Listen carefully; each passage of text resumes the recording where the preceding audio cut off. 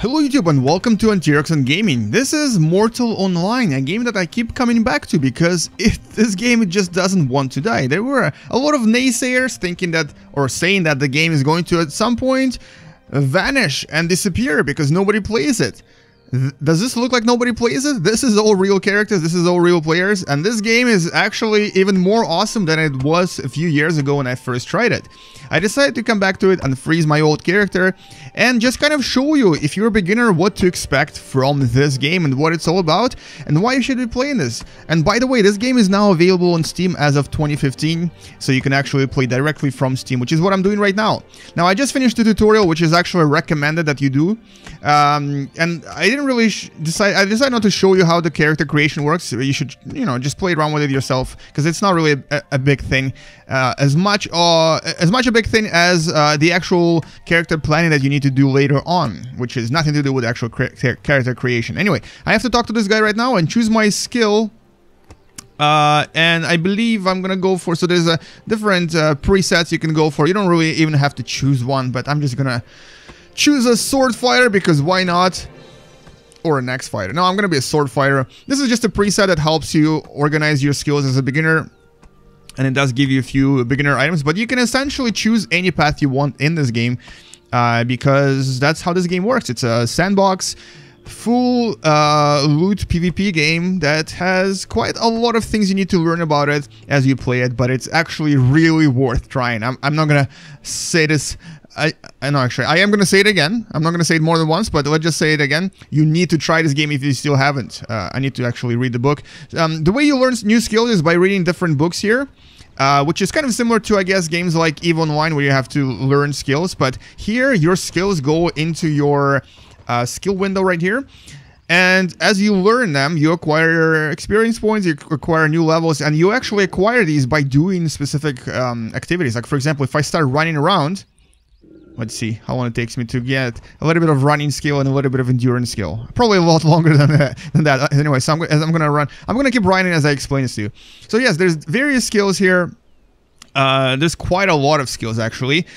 Some of them are only learnable by reading books, and some of them are acquired through special quests as well.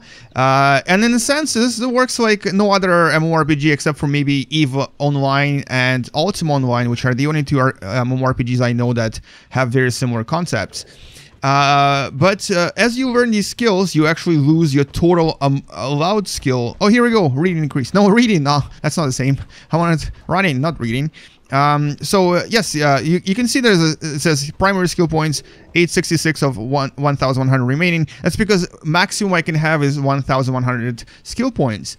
As I used up those skill points on various, here's the city. I might as well just run this into this beautiful, beautiful city.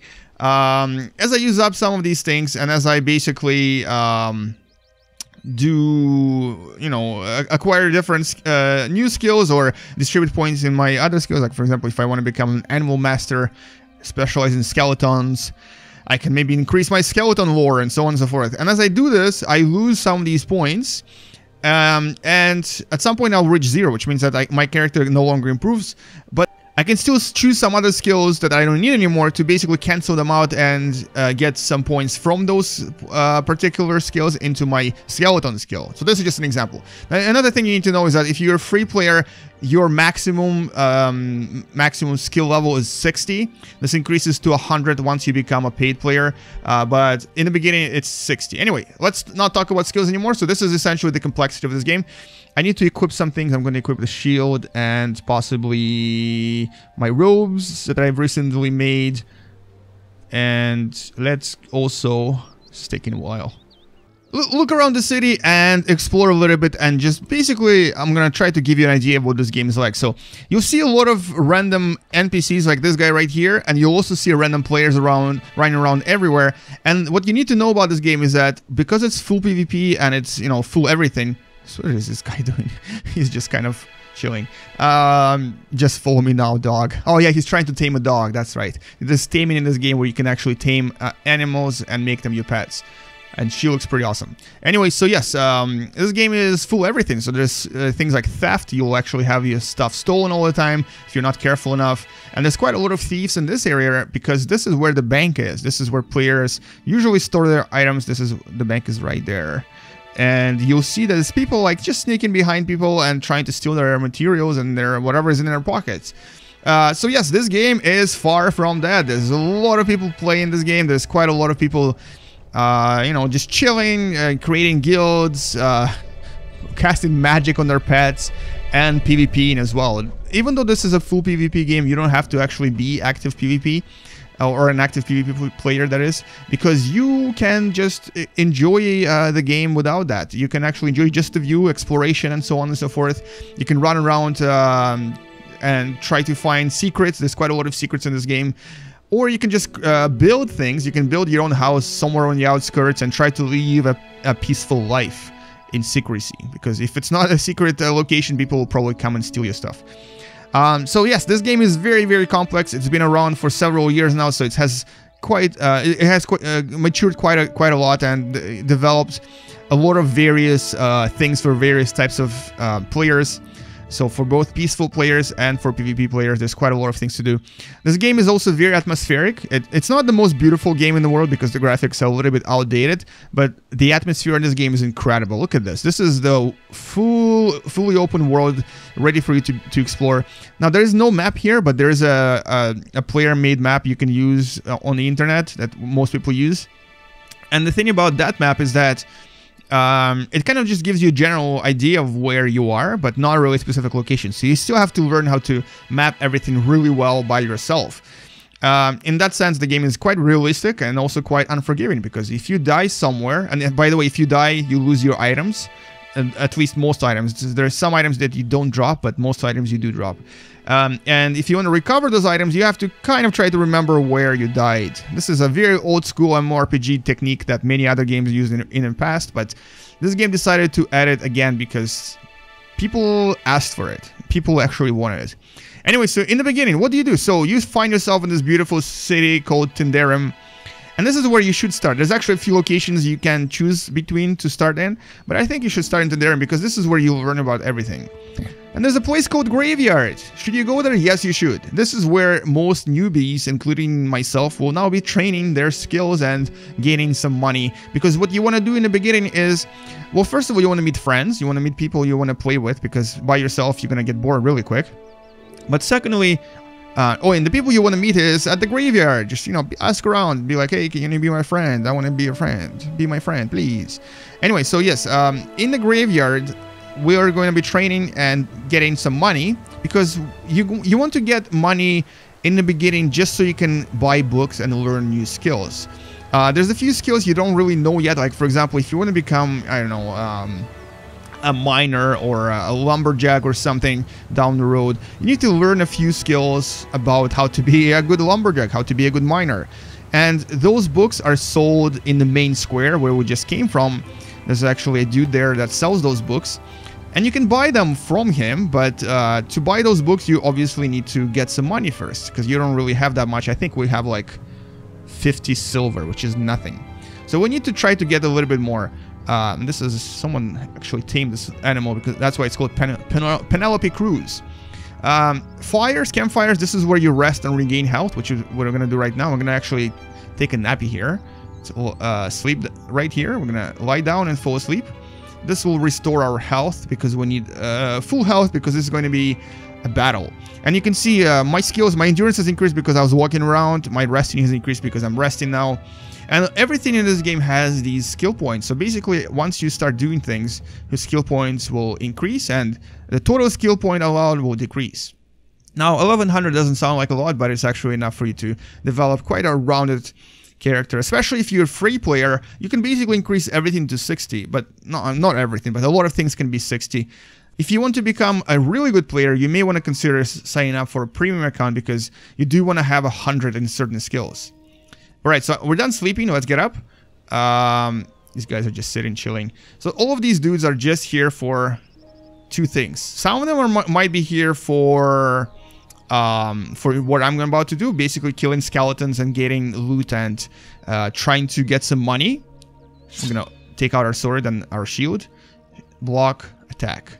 But some people here are griefers. There's a lot of griefers. This is a PvP game. Some people will actually try to either pretend to attack you, so you attack them first, because then you'll be marked as red and they can kill you without any penalties. Or they'll just attack you for no reason whatsoever, because they don't like you, or because they just want your loot. There's not a lot of griefers, but they exist. But we're gonna try to kill these zombies. So this is how the combat works. It's very, very active. You do have to block. You have to try to dash, and you have to try to avoid being attacked. It's not easy. Combat is not easy, but it is kind of fun, especially once you get good at it. Weapons are also they behave differently depending on what you do. Like, for example, if I were to use an axe, it would be reaching a lot farther, but at the same time I would possibly not be doing the same type of damage. There's also two-handed weapons that have the highest possible reach, and then when you kill something you can loot them. So I can actually collect the head, which is, you should be doing that. Collect their heads, because this is, you can sell this for a lot of money later on. There's a guy who collects skeleton heads. He gives you a lot of silver for it, or for them. And so here in a graveyard, this is where you learn, you know, the trade. This is where you learn everything about this game. Basically, start fighting, start experiencing a little bit of PvP, because people will try to attack you. And once you're ready, what do you want? What do you want, huh? Get away from me, owl kid. Once you're ready to venture forth, you can go ahead and leave the city and basically start your adventure, because this game has a lot. This is not even a good way of saying a lot. This game has amazing amount of stuff and content. There's crazy dungeons with like minotaurs and crazy ghosts and wizards that have incredible power, and all of this is only discoverable if you you know, if you join a group, if you actually start participating in various group activities, and if you start exploring the game. I honestly have played this for months on and off, and have loved every moment. It's been compared to Ultima Online in 3D, but it's more than that. It's just so much more than that, because it just has so much more stuff to offer. And yes, you do have crafting in this game, and it's very, very complex. The crafting here actually relies on your skill, and also skill of the or not a skill, but quality of items that you collect. So for example, I currently have some leather here that actually is low quality. So if I were to make stuff out of it, I can just go and make some like basic things, like, I don't know, a hat or something out of it. And once I complete that item, it's not going to be very high quality, because I don't have enough skills, and also because I what am I doing? What am I doing with my life? Why am I not killing this guy fast enough? Because my skills and my items are not very high quality. But nevertheless, you can... So many dudes everywhere. But because you can actually acquire high quality items and high quality skills, or basically improve your skills with time, you can eventually build some items that will be ridiculously powerful. So that's essentially how crafting works, and it's really, really complex. And here you have to discover your own recipes. You have to mix and match certain items. There's like something like a million different possibilities for every item that you can essentially create, and that does create a lot of variety. So if you want to become a crafter, there's quite a lot for you to learn. This will take possibly months of learning to become really proficient in it. And the thing is, you can make quite a lot of money, I mean in-game money, by becoming a crafter in here. This will essentially allow you to, you know, start a trade, become really popular in the game, and people will come to you from wide and far to get your services. All right, so we're going inside this dark cave.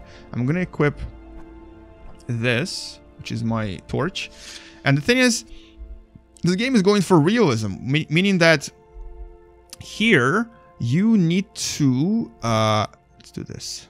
Other hand, you need to always carry certain things. Like torch is a must, because there are certain locations that are so dark that you won't be able to see anything, or nights. At night you won't be able to see anything, and which is pretty awesome.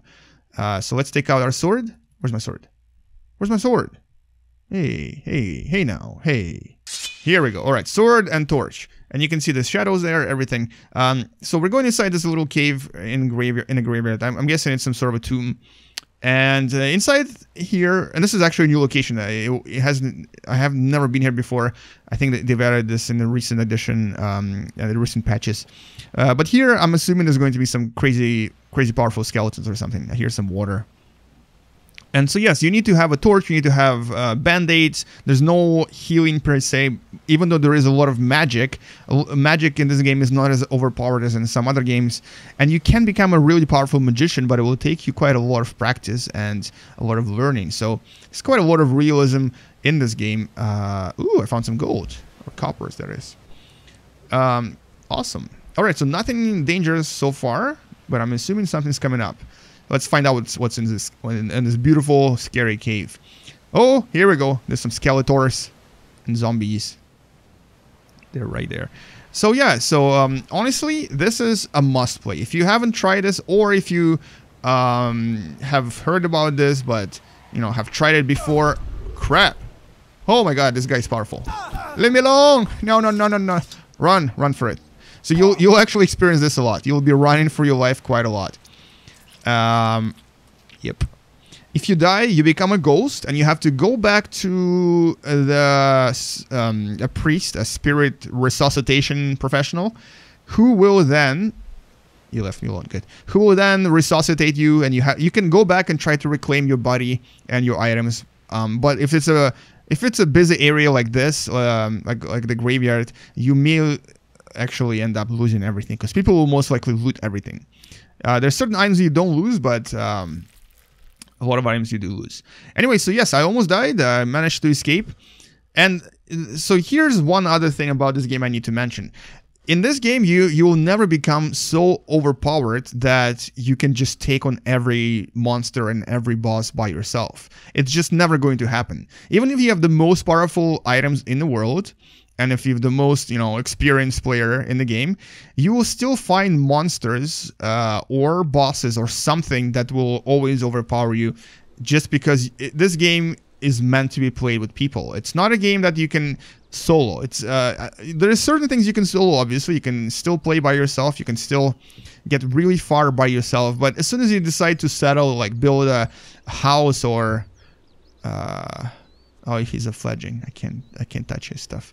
As soon as you decide to, build something a little bit more advanced or get into more advanced gameplay, you need to make sure to join someone, because you'll either get ganked all the time, or people will just steal your stuff, or you'll meet a NPC match or monster that is just too powerful for you to handle alone.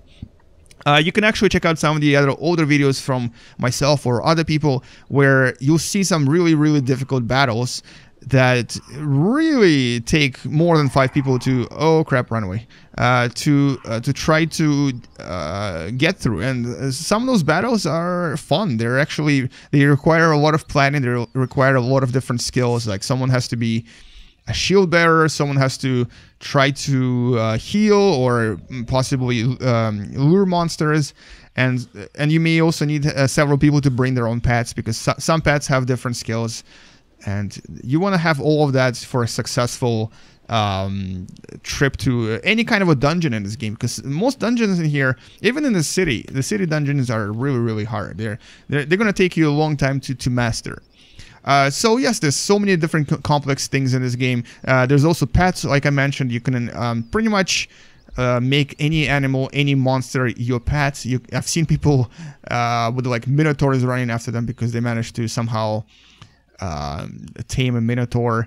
You can have horses. There's horse riding. There's horse battles. And actually, if you do get horses or horse battle skill, you can become unbeatable for one reason, because just like in real life, if you have a horse and you have a bow, people will not be able to get to you, and you can just kill everyone that's on foot. Even if they're the most powerful knight in the world, they'll still die to a horse archer. Just like, back in the days when the Mongolian hordes invaded, that's how they beat everyone. They had horses and they had archers. Everyone was just running after them, couldn't catch them. So this is how it is in this game as well. the crafting in this game, like I mentioned, is really, really complex. And you may want to get into that because you'll be crafting a lot of stuff for yourself in the beginning. Or even become a crafter, because this is a profession that's highly respected in this game. Although you will need to watch out for thieves, because if you become a crafter, a lot of thieves will try to steal your stuff. All right, let's... oh no, wrong hand. Can I set him on fire? I wonder if they've added this. Let's try to set him on fire. Come back. Come back here, Walker. Mr. Walker, come back. Come back. Hey. Hey, no. Hey. Ah, forget it. Alright, so let's... I don't need this anymore. I'm gonna equip my... my shield. And let's get to battling. So, actually, no. Let's try something else. I'm gonna go back to the city. So this is the graveyard. Expect to spend a few days here just to learn everything and to get a bit of money, so you can actually, buy some books. But let me show you what you'll be doing afterwards. So as soon as you become, strong enough, confident enough, you're gonna travel forth and leave the city finally, and possibly even develop some sort of a guild relationship with someone. Maybe join a guild, or become a PvPer yourself, start killing people. So you need to know a few things. One of those things is, where is that guy who sells the books? Because that's probably the most important character in this game, and I'm going to show him to you. So you go through here. And by the way, all of these alleys, sometimes, especially in peak hours, are full of thieves. There's always someone that's going to come from behind and try to either, kill you or steal from you. If you kill people inside the city, as long as you avoid guards, you'll be fine. But because there are guards everywhere, they'll probably kill you back. But in this particular city, in Tindarium, there's not that much PvP going on. Only if you attack someone and become red. If you're marked as red, people can attack you and not suffer any penalty. So try not to attack anyone for no reason, because otherwise you'll be screwed. Alright, so this is the library, Tindarium library, and this is where these guys are, that basically are selling these books that you can buy. So a variety of books for a variety of prices. Some of them are really expensive. Like if you want to become a really proficient warrior and you want to know how to resist knockdowns, or have a really cool landing technique, you'll need to, or even learn mountain combat, you have to get at least 2.5 gold, which will take you some will take you some graveyards, graveyards fighting there. You have to fight a lot of skeletons. You'll have to grind for quite a few days to get that. Other than that, you can also, if you don't like fighting, if you want to, become a more peaceful trader type, you can just go outside the city, and there are several things you can do. One of those things is find a tree, start cutting it, and I'm going to show you how that works in a second. Or you can also just, this guy's cutting tree right here. There you go. You can do that. Cut a tree, although in the city it's usually kind of empty, so you might not be as lucky as this guy. Or you can go and start gathering fruit. So fruits are used for different things, like, and they're used in magic, they're used in wine making, they're used in various kind of crafting things. And if you gather a lot of fruit from the trees that are right outside the city, you can then sell them to people, and you can do two things. One is you can just sell it to a merchant, but it's much better to just walk around and start making offers to people. There's always someone looking for stuff. And because there's so many players in the city, and just in general in the game, you'll always find someone to sell things to. So it's not very difficult to become a trader. It's not very difficult to become proficient in any kind of art or a skill. You just have to find something you really like in this game and focus on that. You may also want to read up about the skill that you're trying to acquire, because a lot of the things in this game are quite complex. There's a lot of things you need to remember about.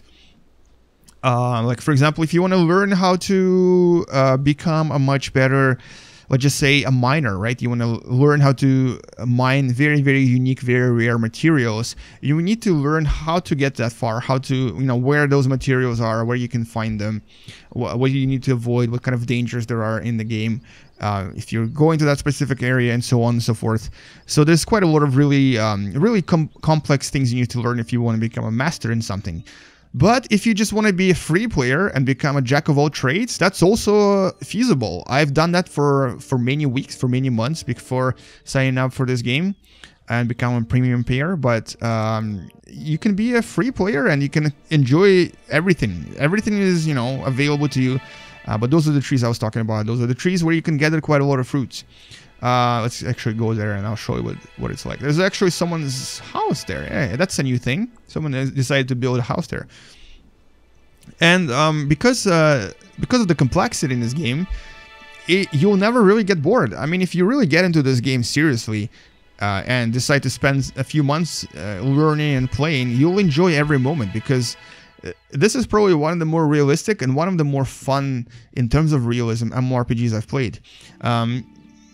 Obviously not as complex and not as unusually popular as EVE Online maybe, but EVE Online is a very different type of PvP sandbox game, because it's a space game, right? You're a spaceship in that game. Here, you're a real person. You're an actual person that has ancestry that you choose in the beginning. You create your own character. You relate to your character.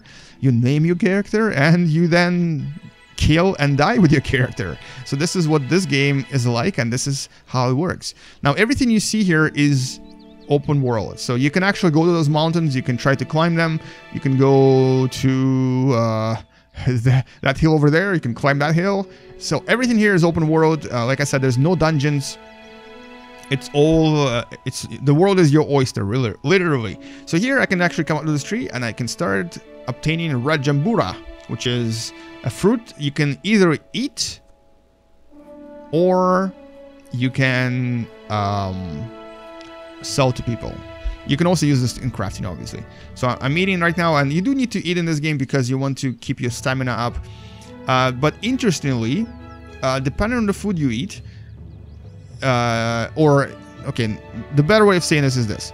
You need to really be careful about what kind of food you eat. So certain food will replenish your stamina and mana, but certain food will actually help you with certain skill gains as well. So for example, this particular fruit, it says mana nourishment is like medium high, stamina nourishment is low, sophistication is somewhat high, alcohol content is high. What this means is that I can make really good alcohol from this. It's a somewhat high quality food. It doesn't replenish stamina very well, but it does replenish mana better. So if you want to become like a wizard or magician, you may want to start gathering these fruits and eating them, because this will allow you to replenish your mana faster and also give you a lot more mana growth or magic related growth, as opposed to other food, like for example meat, that is more stamina oriented and less mana oriented. Let's find a door. Can I go inside? I want to go inside. Ah, the door is open. Hello! Someone's house is here, and this is an abandoned house, it looks like. Oh, I found some gold. I found some gold. I am a thief now. Ha ha ha. Yay! Thank you for leaving gold inside the barrel. Hey, there's more here. Just right click on it. Alright, cool. So, found some interesting things in here. Let's get out before we get caught. And so, yeah, so there's also this. I think this is just grapes. You can gather these as well. Lots of different things you can gather. You can gather mushrooms. You can gather, I don't know. You name it. You name it, you can gather it probably. This has a lot more stats. This has healing over time and direct healing as well. So this is more of a healing item. This gives us... What does this give us? This gives us nothing. I think this is an empty tree. Someone must have harvested from it already. And you can also look around the ground to find more stuff together. So this, like I said, so many professions here. This would be more of a harvesting, gathering profession. You can also find a rock somewhere, get a mine pick or a pickaxe that is, and start mining for rocks and for metals and become a miner. So there's really so many choices. And this is a true sandbox game because there's no quests here. Or, okay, no, there are quests, but they're very, very optional. And even though they do provide you with some cool items, you don't really have to bother with the quests. And most people don't. Most people just run around, join guilds, and start their own life. So yes, this game is awesome. You need to try this. You need to definitely download this because it's free to play and it does allow you absolute freedom as a free player as well. The only real difference is that if you become a free player, you are limited to maximum 60 of every skill. Whereas if you become a paid member, you can go up to 100. Now, does it make a difference? Well, not really. It depends on how you play. If you want to become a master, you may want to become a premium player and you know, focus on that. Because you want to get your skills to 100. But if you want to just have fun and join a guild and explore the world and fight people and, you know, survive the world, build things and so on and so forth, you don't have to be a premium member. You can just become a free player to start and see how that goes. And it will take you months before you even reach the limit of your skill points. Anyway, so I think this is all I wanted to say about this game. And I know it sounds very biased. I did mention in the beginning I really like this game. But nevertheless, I really think just because of the fact that naysayers and doomsayers have been trying to kill this game for years, I think this game is doing really well for itself. I think it's going to be around for many, many years to come.